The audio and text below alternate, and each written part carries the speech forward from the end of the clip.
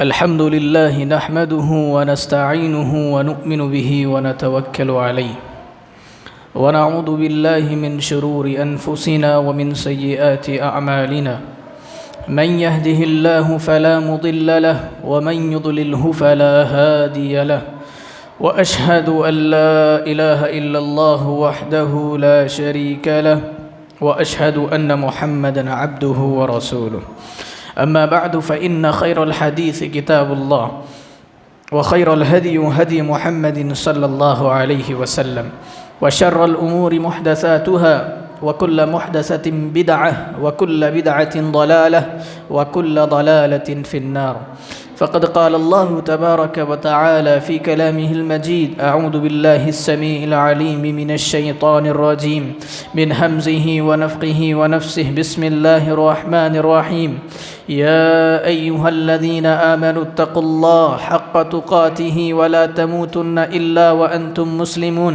وقال تعالى يا أيها الناس اتقوا ربكم الذي خلقكم من نفس واحدة وخلق منها زوجها وبث منهما رجالا كثيرا ونساء واتقوا الله الذي تساءلون به والأرحام إن الله كان عليكم رقيبا وقال تعالى يا أيها الذين آمنوا اتقوا الله وقولوا قولا سديدا يصلح لكم أعمالكم ويغفر لكم ذنوبكم ومن يطع الله ورسوله فقد فاز فوزا عظيما وقال الله تبارك وتعالى في موضع آخر يا أيها الذين آمنوا إذا نودي للصلاة من يوم الجمعة فاسعوا إلى ذكر الله وذروا البيع تمام قسم کی حمد و ثنا برتری بزرگی کبریائی اس رب العالمین کے لیے لائق و زیبا ہے جو کہ اس ساری کائنات زمین و آسمان اور ان کے درمیان بسنے والی ہر شے کا رب العالمین ہے۔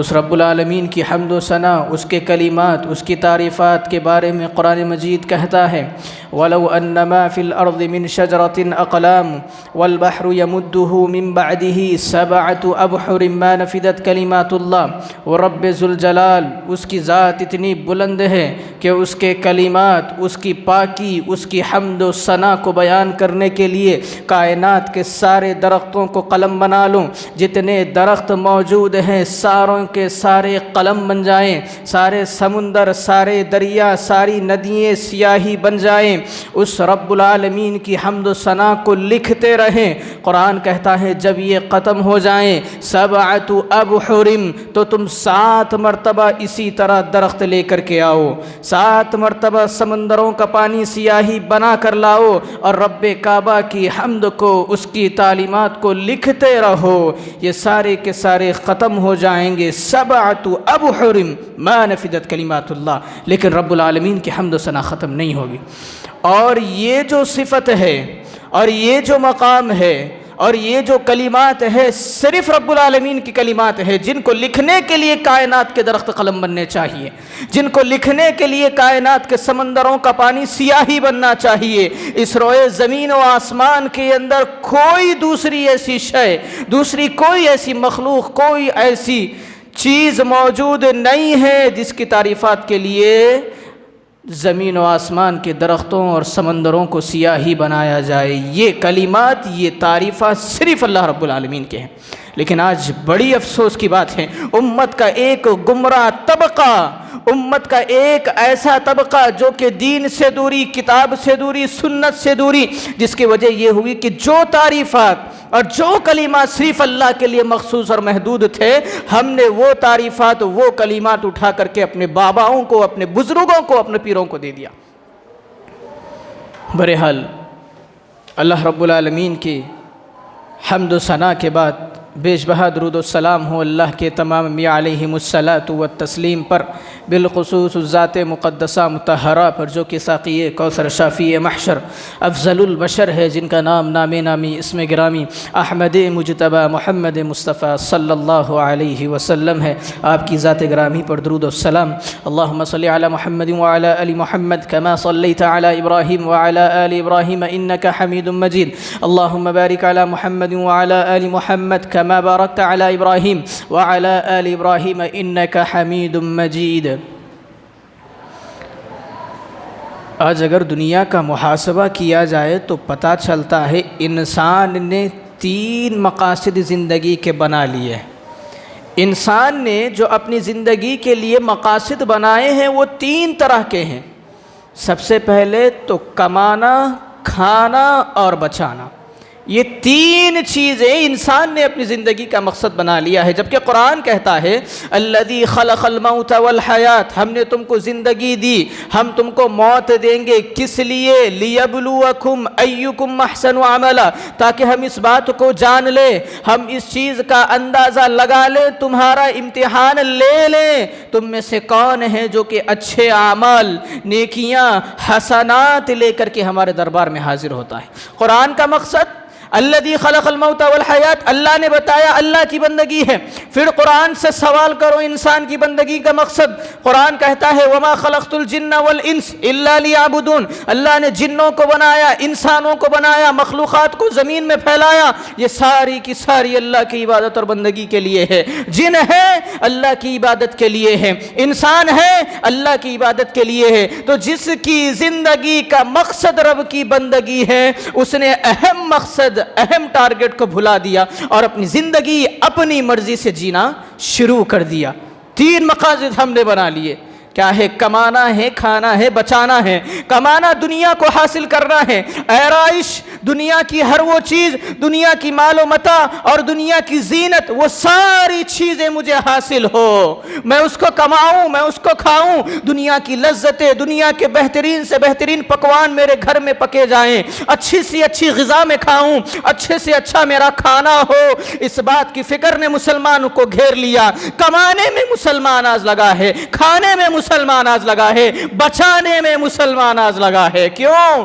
آگے زندگی گزارنی ہے، اولاد کے لیے چھوڑنا ہے، اپنے لیے بڑھاپے میں کچھ حاصل کر کے رکھنا ہے۔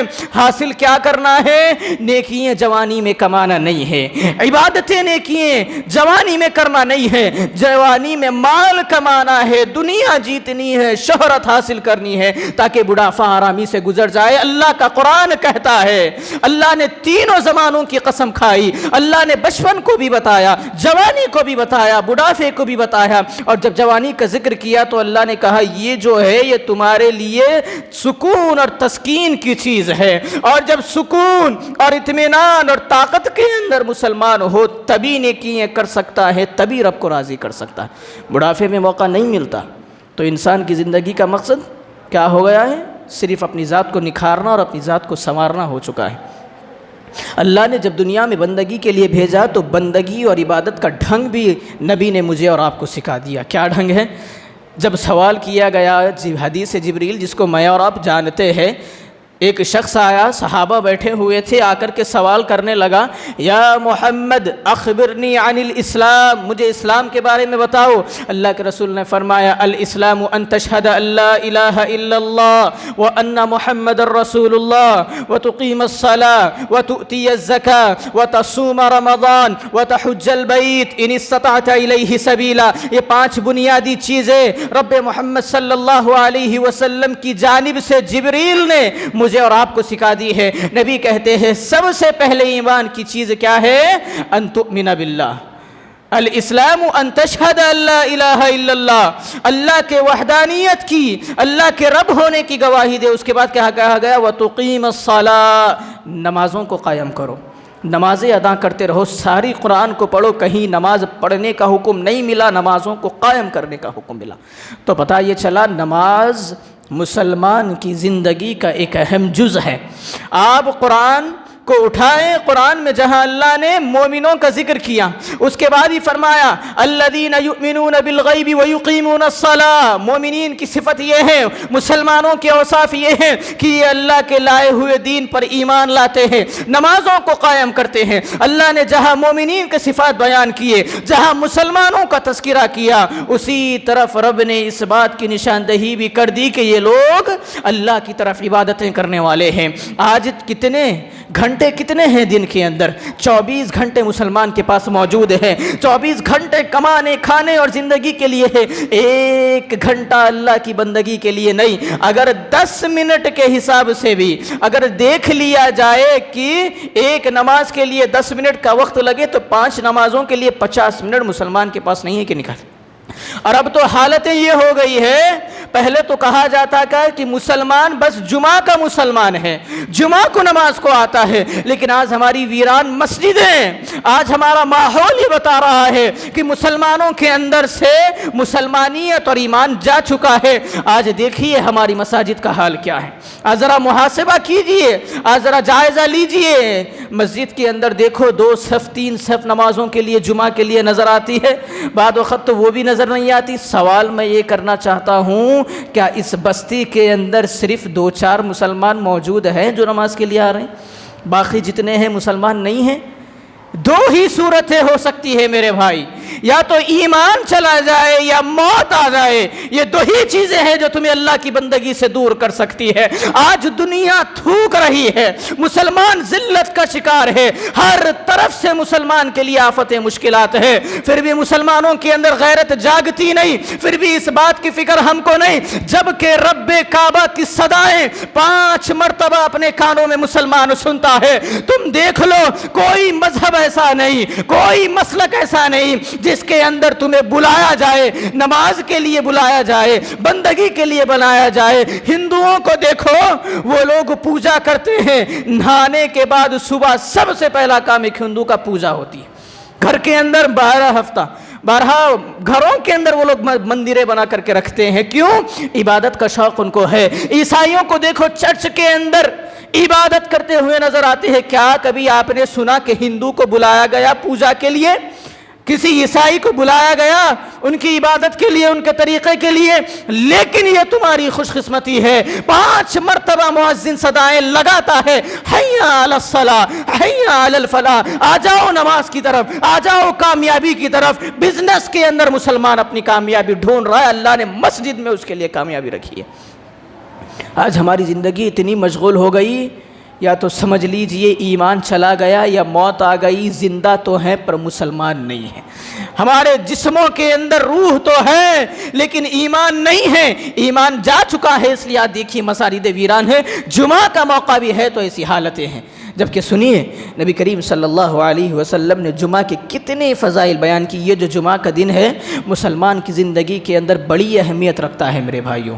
جمعہ کا وقت آ جائے، قرآن کہتا ہے یا ایھا الذین آمنوا، اے وہ لوگوں جو ایمان لائے ہو۔ یہاں پر خطاب ایمان لانے والوں سے ہے۔ اگر مسلمان میلاد کے موقع پر نکل کر جھنڈیاں لگا کر، نعرے لگا کر اس بات کا دعوے دار بنے کہ ہم عاشق رسول ہیں، ہمیں نبی سے بڑا عشق ہے، نبی زندگی کے آخری موقع پر بھی امت کو یہ وصیت کر رہے ہیں، اے عائشہ امت تک اس پیغام کو پہنچا دینا، الصلاۃ الصلاۃ الصلاۃ، نمازوں کی پابندی کرے، نمازوں کا احترام کرے، نمازوں کو پڑھتے رہے۔ جس نبی نے زندگی کی آخری سانسیں بھی لی تو نماز کا پیغام تم کو دیا، آج تم جھوٹے دعوے دار نبی کے بن کر نبی کی اسی تعلیم کو بھلا کر نمازوں کو قضائیں کرتے۔ اب آن دو میلاد کا موقع، نوجوانوں کی ایسی کثرت نکلے گی راستے جام ہو جاتے ہیں، نوجوانوں کی ایسی کثرت نکلے گی گلیاں فل ہو جاتی ہیں، نوجوانوں کی اور مسلمانوں کی ایسی کثرت نظر آتی ہے، باطل کے دلوں میں خوف پیدا ہوتا ہے۔ جب مسجد سے تمہارے لیے صدائیں آئے، جب اللہ کی گھر کی طرف تم کو بلایا جائے، جب تمہارے کانوں میں جو نہیں رینگتی، کیا جب مسلمان مر گئے ہیں، جب مؤذن اذان کہہ کے تھک رہا تھا آ جاؤ نماز کے لیے، تمہارا عشق اگر میلاد کو جاگے تو یہ عشق نہیں ہے، یہ تمہارے دلوں کی پرستش ہے جو کہ تم نے بنا لی ہے۔ اگر نوجوان کو یہ توفیق نہیں ہے کہ میں نماز کے لیے جاؤں 5 وقتہ، اور اگر میلاد لے کر کے نکل رہا ہے تو وہ اس بات کو جان لے وہ رسول اللہ کا عاشق نہیں ہے، وہ رسول اللہ کا غدار ہے، اس نے بغاوت کی ہے دین محمد سے۔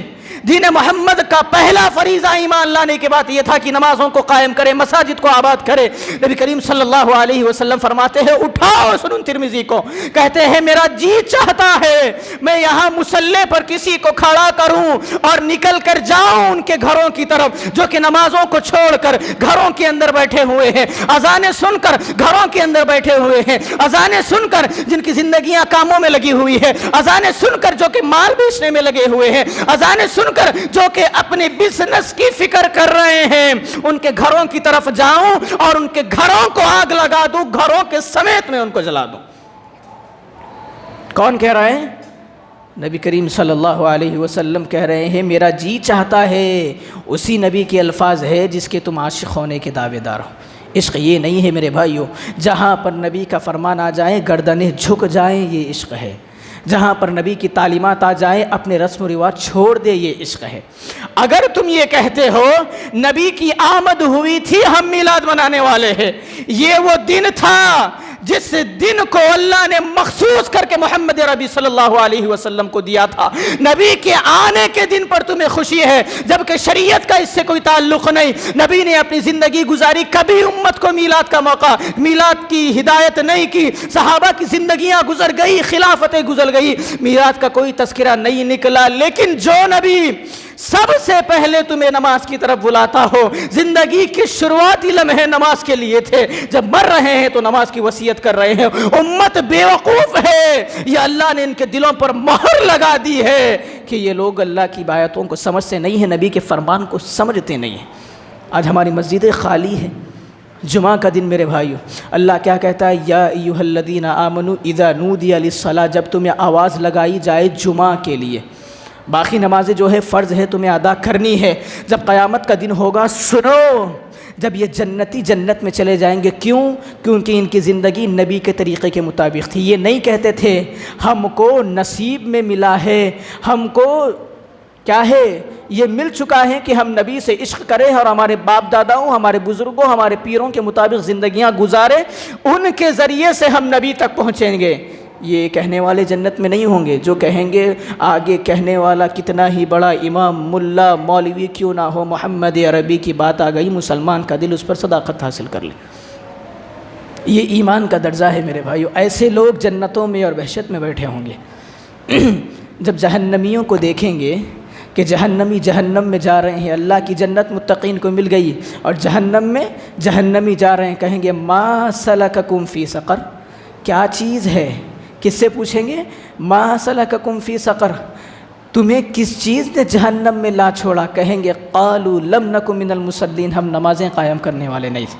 آج نوجوانوں کا طبقہ جو کہ میچ دیکھنے کے لیے گراؤنڈوں میں نظر آتا ہے، آج نوجوانوں کا طبقہ جو کہ فلم دیکھنے کے لیے تھیٹروں میں لگا ہوا ہے، آج نوجوانوں کا طبقہ جو کہ بڑی بڑی رسم و روایتوں کے لیے دنیا کو وقت دے رہا ہے، اگر اللہ کے لیے اس کے پاس وقت نہیں ہے تو ایسے نوجوان کا جسم یقیناً اللہ کی جہنم میں جلنے والا ہے۔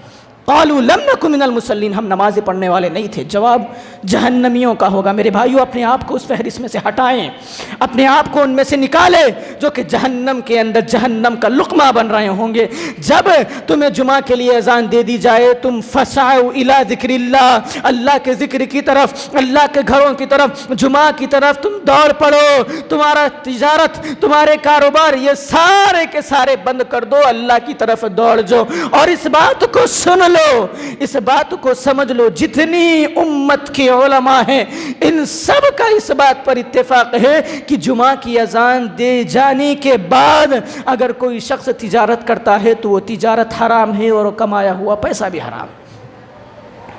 ساری امت کا، بریلوی، تبلیغی، جماعتی، وہابی کی بات نہیں کر رہا ہوں، سارے علماء کا، ساری امت کا اس بات پر اجماع ہے، اذان جمعہ کی اذان ہو جانے کے بعد اگر تم کاروبار کر رہے ہو، تمہاری وہ کاروبار حرام ہے، تمہارا پیسہ کمایا ہوا حرام ہے۔ لیکن آج مسلمان اذان کو سننے کے بعد، ارے بھائی نوجوان کٹوں پر بیٹھے کے کٹھے سیکھنے کی فرصت ہم کو ہے، کٹوں پر بیٹھ کر مسلمانوں کی ماؤں بہنوں کو تاڑنے کی ہمارے پاس وقت ہے، کٹوں پر بیٹھ کر ماحول کو گندا کرنے کا وقت ہمارے پاس ہے، کٹوں پر بیٹھ کر شیطان سے یاری اور دوستی کرنے کا وقت ہے۔ لیکن جب اذان بیان دے دی جائے جمعہ کی، نوجوان کہتا ہے 1 گھنٹہ بیان چلتا، بھائی 1 گھنٹے کے بعد جائیں گے نماز پڑھ کے آ جائیں گے۔ یہ ہمارے نوجوانوں کی حالت ہے۔ میرے بھائیو سن لو، اللہ کا قرآن تم سے مخاطب ہے، کاروبار حلال ہے، کاروبار کمانا ہے، اللہ نے تمہیں حلال روزیاں کمانے کا حکم دیا ہے، لیکن جمعہ کی اذان ہونے کے بعد وہ حلال کاروبار بھی حرام ہو جاتا ہے۔ تم آج چبوتروں پر بیٹھ کر شیطان سے دوستیاں کر رہے ہو، یہ عمل اللہ کو کتنا ناگوار ہے سوچ لو۔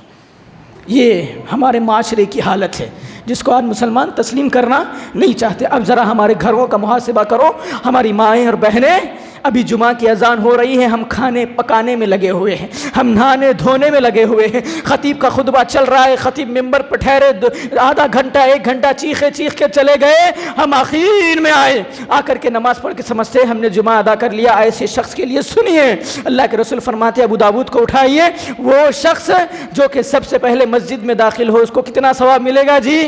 اونٹ صدقہ کرنے یا قربان کرنے جتنا ثواب اس کے لیے اللہ نے رکھا ہے۔ اونٹ قربان کرنے یا صدقہ کرنے جتنا ثواب ہے۔ اگر پتہ چلے کہیں 100 کی نوٹیں بچ رہی ہے تو گلی سے ہمارے آوارہ نوجوانوں کی دیکھیے رالیاں کس طرح نکلتی ہیں، کس طرح بچے ہمارے ٹوٹتے ہیں، کس طرح یہ چبوتروں پر بیٹھنے والے نوجوان بھاگتے ہیں، کیوں؟ 100 روپے بٹ رہے۔ اللہ کے رسول کہہ رہے ہیں سب سے پہلے آ جاؤ، اونٹ صدقہ کرنے کا ثواب اللہ تمہارے عمل میں لکھ دے گا۔ اس کی فکر ہم کو نہیں ہے، بس دنیا چھا گئی دلوں کے اوپر، دنیا کی محبتیں بس گئی، اب نہ ہم کو دین سے کوئی آراستہ ہے، نہ مسجدوں سے کوئی تعلق ہے، نہ نمازوں سے کوئی محبت ہے، بس دنیا داری میں جی رہے ہیں اور کتوں کی طرح ہماری زندگیاں ہیں۔ جرت کے ساتھ یہ جملہ کہہ رہا ہوں، کھا کر کھیل کر سو جانا یہ کتوں کی زندگی ہے مسلمانوں کی۔ مسلمان کا آج کام کیا ہے؟ صبح اٹھ رہا ہے، رات تک کما رہا ہے، رات کو کھا رہا ہے، سو رہا ہے۔ کتا کیا کرتا ہے؟ اٹھتا ہے، دن بھر پھرتا ہے، کہیں کھانا مل گیا کھاتا ہے، سو جاتا ہے۔ یہی حالت مسلمانوں کی آج ہے، کتوں کی طرح زندگی مسلمان آج جی رہا ہے، اس لیے حیثیت بھی کتوں کی طرح ہو گئی ہے۔ جو کہ ایک وقت زمانے پر حکمرانی کرتے تھے، آج ان کی حیثیت کتوں کی، جانوروں کی ہو گئی ہے۔ کیوں؟ وجہ یہی ہے نمازوں سے دوری ہو گئی، وجہ یہی ہے اللہ کے دین سے دوری ہو گئی، وجہ یہی ہے نوجوان طبقہ۔ یہ نوجوان وہ ہے، اگر کسی قوم کے نوجوانوں میں دین کی بیداری جاگ جائے، اگر کسی قوم کے نوجوان بیدار ہو جائے، یقین جانیے وہ قوم کامیابی اور کامرانی کے دہانے پر ہوتی ہے۔ لیکن آج مسلمانوں کے نوجوان کہاں ہیں؟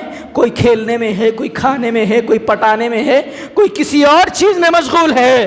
یہ ساری چیزوں میں نوجوان مشغول ہوئے، امت مسلمہ سب سے کم تر اور سب سے ذلیل قوم بن گئی۔ جمعہ کو ہم نے بھلایا میرے بھائی۔ اللہ کہہ رہے ہیں فَسْعَوْا إِلَىٰ ذِكْرِ اللَّهِ، اللہ کے رسول فرماتے جو سب سے پہلے آ جائیں اونٹ قربان کرنے جتنا ثواب، اس کے بعد جو آئے گائے، اس کے بعد جو آئے مینڈھا ذبح کرنے جتنا ثواب، اس کے بعد جو آئے مرغی، اب اس کے بعد جو آخر میں نوجوان ساری گلی، سارا معاشرہ، سارا گاؤں گھوم کے مسجد کو آ رہا ہے، سن لیجئے اللہ کے رسول کہہ رہے ہیں انڈے جتنا ثواب اس کو ملے گا۔ اور اگر خطیب جب ممبر پر چڑھ جاتا ہے، یہ جو فرشتے کیا ہے رجسٹریشن لے کر کے کھڑے ہوتے ہیں دروازوں پر اور دیکھتے ہیں کون کس وقت آ رہا ہے، کس کی انٹری کب ہو رہی ہے، یہ فرشتے درج کر رہے ہیں۔ اور جب فرشتے دیکھتے ہیں کہ خطیب ممبر پر چڑھ چکا ہے، یہ اپنے رجسٹروں کو بند کر کے بیٹھ جاتے ہیں۔ اب خطبہ شروع ہونے کے بعد جو آئے وہ جمعہ سے محروم ہے۔ انڈے کا ثواب تو چھوڑ دیجئے، اس کا جمعہ ہی نہیں ہے۔ کیوں؟ کیونکہ جمعہ کا مقصد کیا تھا؟ تم جمعہ کے اندر آؤ، اگر جمعہ کا خطبہ نہ ملے تو ظہر پڑھو۔ کیوں کہا گیا؟ کیونکہ جمعہ کی جان جمعہ کے خطبے میں رکھی گئی ہے۔ لیکن آج اسی چیز سے ہم دور ہیں۔ جمعہ کا خطبہ چل رہا ہے، نوجوان حمام میں نہ رہا ہے۔ جمعہ کا خطبہ چل رہا ہے، ہماری مائیں بہنیں پکانے میں لگی ہوئی۔ جمعہ کا خطبہ چل رہا ہے، ہم ابھی کام پر ہیں، دکان پہ ہے، ابھی خطبہ چل رہا نا، ذرا کاروبار ہو جاتا ہے 1 گھنٹے میں، اس کے بعد نماز پڑھیں گے۔ یہ فکر ہماری ہے میرے بھائی۔ سنیے اللہ کے رسول صلی اللہ علیہ وسلم کیا فرماتے ہیں، اگر جمعہ کے لیے آواز دی جائے، اللہ نے کہا مسجدوں کی طرف لپکو، اپنی تجارتوں کو، اپنے کاروباروں کو چھوڑ دو، سب چھوڑ کے ہم مسجد میں آ گئے۔ اب آنے کے بعد جمعہ کے آداب نبی نے مجھے اور آپ کو سکھائے۔ آئیں تو سب سے پہلے 2 رکعت نماز پڑھ کے بیٹھے۔ ہم گھستے کب؟ جب گیٹ پوری فل ہو جاتی مسجد کی، جب ہم گھستے کہیں جگہ ملی نماز پڑھ لیتے اس کے بعد نکل جاتے، یہ حالتیں ہماری آج ہیں۔ لیکن جب مسجد میں آؤ تو نبی کی تعلیم یہ ہے 2 رکعت پڑھو اس کے بعد بیٹھو۔ ایک صحابی آئے، آ کر کے بیٹھ گئے، اللہ کے رسول نے کہا کیا تو نے نماز پڑھی؟ کہا یا رسول اللہ نے کہا اٹھو 2 رکعت پڑھو اس کے بعد بیٹھو۔ تو جمعہ کے آداب یہ ہے کہ جب جمعہ کے لیے تم مسجد میں آؤ تو 2 رکعت نماز ادا کرو، اس کے بعد سکون سے بیٹھ جاؤ۔ اگرچہ خطیب ممبر پر چڑھ چکا ہو، خطبہ دے رہا ہو، تم پہلے آؤ، آ کر کے 2 رکعت نماز پڑھو اس کے بعد بیٹھو، یہ تعلیم ہے۔ اب اس کے بعد دیکھیے میرے بھائیو، جمعہ میں بیٹھ گئے، جمعہ کے آداب اللہ کے رسول فرما رہے ہیں۔ 2 شخص آئے، آ کر کے مسجد کے اندر بیٹھ گئے، ایک شخص باتیں کر رہا ہے اور دوسرا کہتا ہے والامام یخطب، امام خطبہ دے رہا ہے تو خاموش ہوگا، انسک، خاموش ہو جا، آواز بلند نہ کر، اشارے نہ کر، خاموش ہو جا۔ اگر یہ بات دوسرا شخص پہلے شخص کو بتاتا ہے کہ جمعہ چل رہا ہے بات نہ کر، اللہ کے رسول فرماتے فقط حبط عمل، اس کے عمل برباد ہو گئے، اس کا جمعہ کا اجر چلا گیا، اس نے اپنے آپ کو ہلاکت میں ڈال دیا۔ مسجد میں بیٹھ کر کے نوجوان خسر پھسر چل رہی ہے، باہر فرصت نہیں ملی تھی، مسجد میں آ کے باتیں کر رہے ہیں، امام کا خطبہ چل رہا ہے ہم ہنس رہے ہیں، امام کا خطبہ چل رہا ہے ہم ٹانگیں ٹھان کر کے بیٹھے، اس طرح کا بیٹھنا منع ہے، اس طرح کا بیٹھنا منع ہے۔ یہ جو دونوں گھٹنوں کو اٹھا کر ہم یہ ہاتھ ڈال کر کے بیٹھتے ہیں، اس طرح بیٹھنے سے نبی نے منع فرمایا۔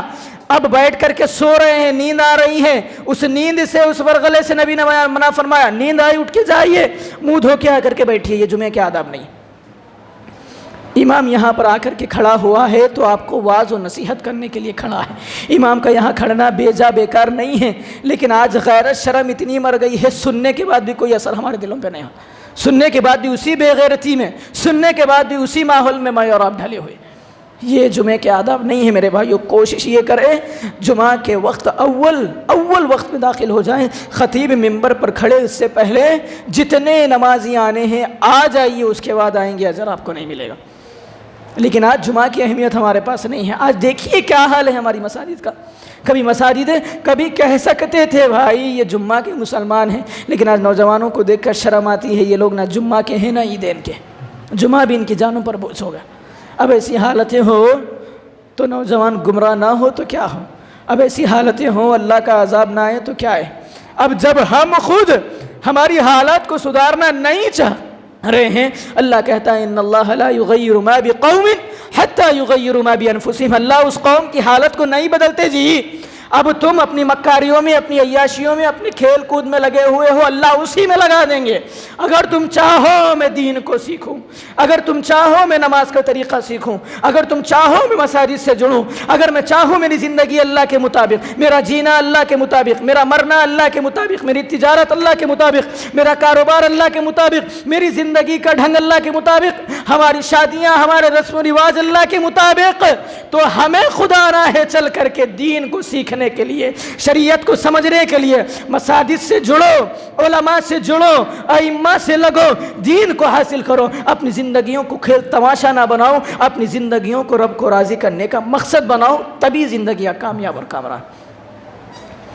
ہمیں خود چل کے آنا ہے، اللہ کا دین گھر بیٹھے حاصل نہیں ہوتا، اللہ کی شریعت گھر بیٹھے نہیں مل جاتی، گھر بیٹھے آپ مولوی نہیں بن جاتے، گھر بیٹھے آپ متقی نہیں بن جاتے، گھر بیٹھے آپ پرہیزگار نہیں بن جاتے، اپنے پاؤں کو کھپانا پڑتا قیام کے اندر اللہ کے لیے، تب جا کر کے اللہ کا ڈر اور تقوی حاصل ہوتا ہے۔ اپنے سردوں کو، اپنے ماتھوں کو لگڑنا پڑتا ہے سردوں میں، جب جا کر کے اللہ کا خوف، اللہ کا تقوی حاصل ہوتا ہے۔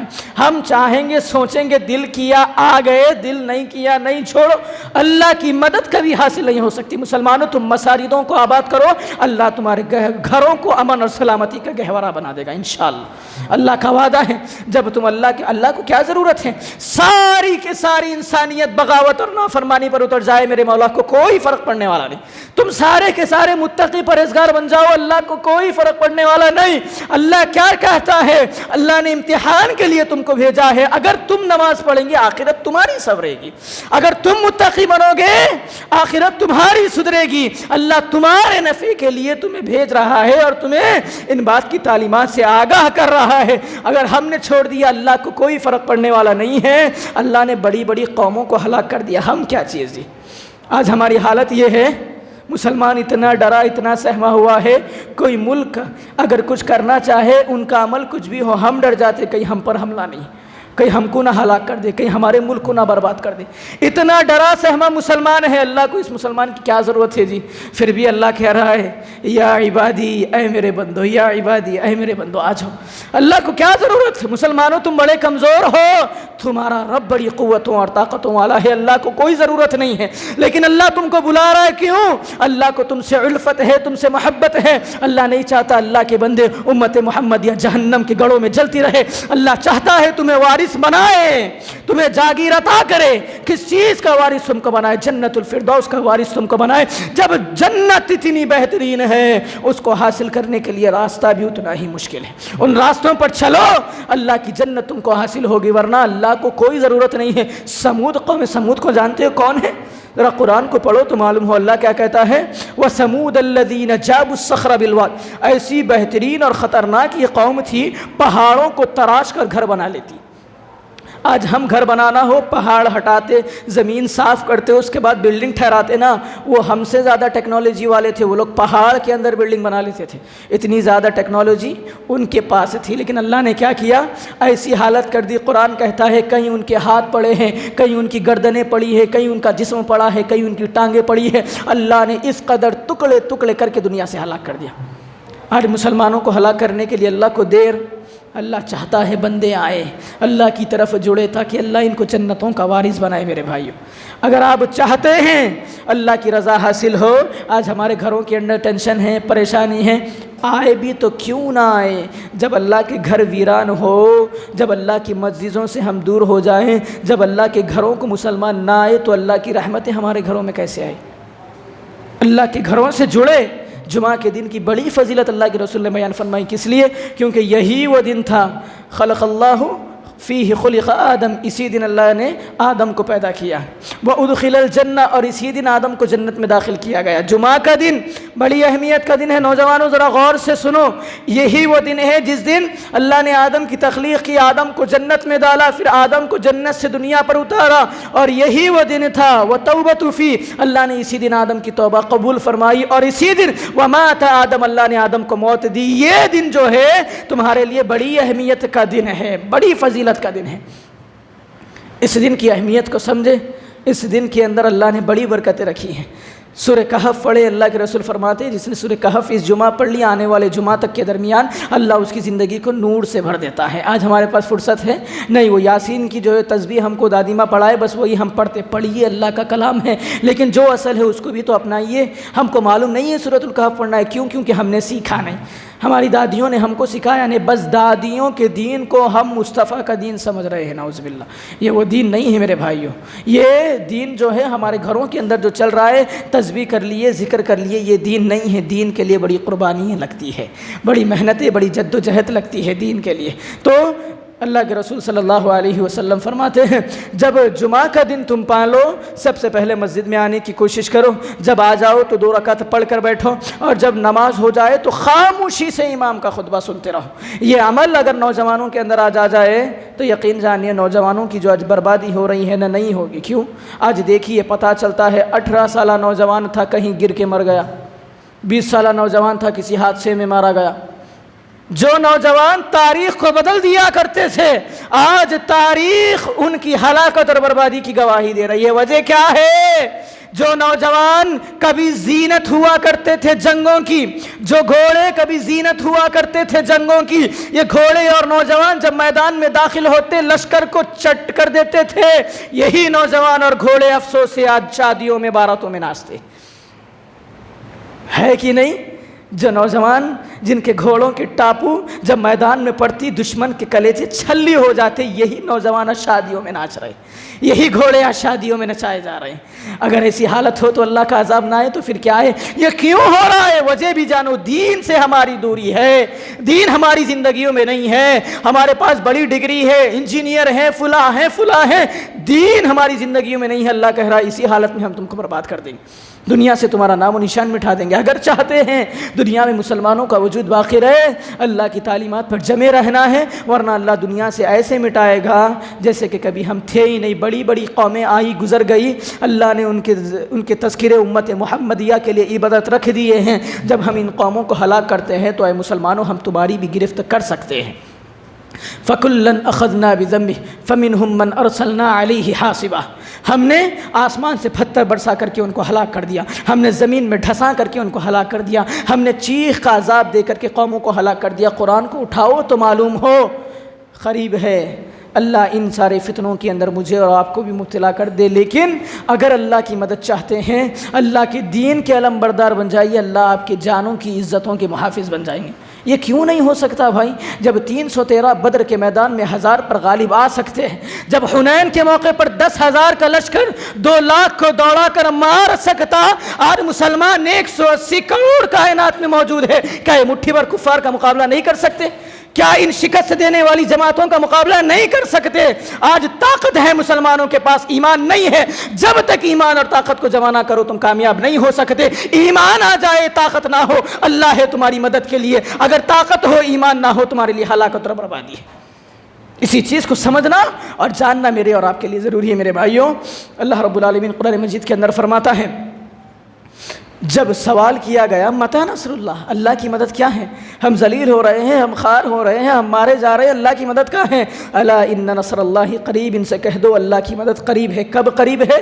جب تمہارے دل مسجدوں سے لگ جائے، جب تمہاری بندگیاں اللہ کے لیے ہو جائے، جب تم آستانوں، آرائشوں، چدروں، مزاروں کو چھوڑ کر صرف اللہ والے بن جاؤ، اللہ کی مدد تمہارے شامل حال ہے۔ اور مسلمانوں اس تاریخ کو یاد رکھ لو، جب اللہ کو ماننے والے ایمان کا معیار لے کر کے زمین پر کھڑے ہوئے ہیں، اللہ نے ساری زمین ان کے پاؤں تلے کر دی، ان زمینوں کا اور ان سلطنتوں کا بادشاہ اللہ نے ان کو بنا دیا۔ آج وہی تاریخ دہرائی جا سکتی ہے۔ جب ٹیکنالوجی نہیں تھی، آج تمہارے پاس میسائل سے، جب لکڑیوں سے، لوہوں کی تلواروں سے لڑا کرتے تھے، آج میسائلز بمز تمہارے پاس موجود ہے، لیکن حیثیت اور اوقات نہیں ہے۔ کیوں؟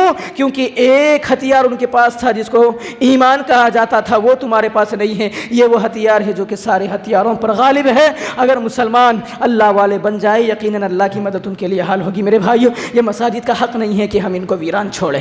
اگر یقین جانیے، ایک دور آپ لائیے، اس بات کی ضمانت ممبر رسول سے دے رہا ہوں، جس دن مسلمان عیدین کی طرح، جمعہ کی طرح مساجد میں آباد نظر آتے ہیں، ہر نماز کے لیے مسلمانوں کی آبادی، ہر نماز کے لیے مسلمانوں کی کثرت اگر مساجد کے اندر نظر آئے، اگر اپنے لباس میں، اپنے ڈھال اور چال میں مسلمان اللہ کی بندگی کے لیے 5 وقت آ جائے، 5 وقت مساجد کا رخ کر لے، رب محمد کی قسم ہے دنیا کی کوئی طاقت نہیں ہے، دنیا کا کوئی ملک نہیں ہے جو تمہیں چھیڑنے کی جرات کر سکتا ہے۔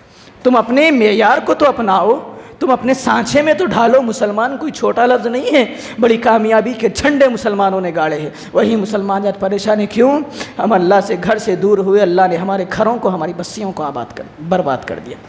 رب العالمین سے دعا کرتا ہوں، الہ العالمین تو ہمیں زندگی تیرے فہم اور تیرے طریقے پر گزارنے کی توفیق عطا فرما۔ الہ العالمین مسلمان آج پریشان حال ہے، مولا تو مسلمانوں کی مدد فرما۔ مولا مسلمان آج بڑے ذلیل ہے، مولا ان کو عزت عطا کر۔ مولا آج بے ایمان مسلمان ہو چکے ہیں، اللہ ہمارے دلوں کے اندر ایمان کو پیدا کر دے، اور اللہ جہاں کوئی پریشان حال ہے اللہ ان کی پریشانیوں کو دور کر دے۔ مولا جو مقروض ہے اللہ اپنے رحم و کرم سے ان کے قرضوں کو دور کر دے۔ مولا جو کوئی بیمار ہے اللہ ان کو شفائے کاملہ عاجلہ مستمرہ نصیب فرما۔ الہ العالمین جب تک زندہ ایمان کے ساتھ رکھ کر جب موت دے تو اس حال میں دے، ہماری زبانیں گواہی دے رہی ہو لا الہ الا اللہ محمد رسول اللہ۔ اقول قولی ھذا واستغفر اللہ من کل ذنب واتوب الیہ۔